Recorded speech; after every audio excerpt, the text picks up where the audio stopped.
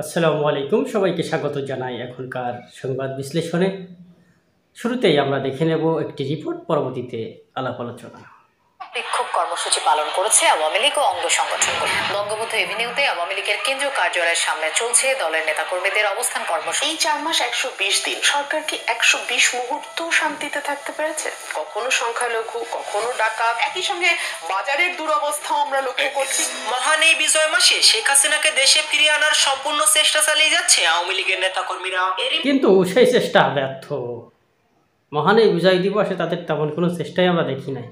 কয়েক জায়গায় ঝটিকা মিছিল দিয়েছে লুকোচুরি করে, পাশাপাশি 16ই ডিসেম্বরে বেশ কয়েক জায়গায় ফুল দিতে গিয়ে গ্রেফতারও হয়েছে। ছাত্রলীগের মিছিল মিটিং সমস্ত কর্মকাণ্ড নিষিদ্ধ হওয়া সত্ত্বেও তারা যখন মাঠে নেমেছিল তাদেরকে একে একে গ্রেফতার করা হয়েছে। ইতিমধ্যে তারা গুপ্ত হত্যাও চালাচ্ছে বলে আমরা বিভিন্ন সংবাদ মাধ্যমে জানতে পেরেছি। এমনকি তাবলীগের যে আমরা জানি যে বিশ্ব ইজতেমা, সেখানেও নাশকতার চেষ্টা চালিয়েছে এবং করেছে ছাত্রলীগ আওয়ামী লীগের অঙ্গ সংগঠনগুলো। আমরা এতটুকু এখন পর্যন্ত সংবাদ জেনেছি। গতকাল যে ঘটনাটি ঘটেছে, ছাত্রলীগ সেখানেও যুক্ত ছিল বলে আমরা বিভিন্ন জায়গা থেকে তথ্য পাচ্ছি।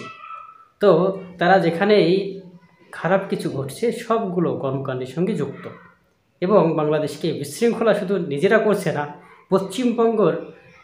পশ্চিমবঙ্গের মিডিয়াকে মোটা অঙ্কের টাকা দিয়ে বাংলাদেশ নামে নানান কুৎসা রটনা করছে এবং বাংলাদেশকে ছোটো করার চেষ্টা করছে। এবং খুব আমরা দেখতে পাচ্ছি একটি কথা চাউর হয়েছে যে বাংলাদেশ দখল করে ফেলছে, চট্টগ্রাম দখল করে ফেলছে, রাজশাহী দখল করে ফেলছে।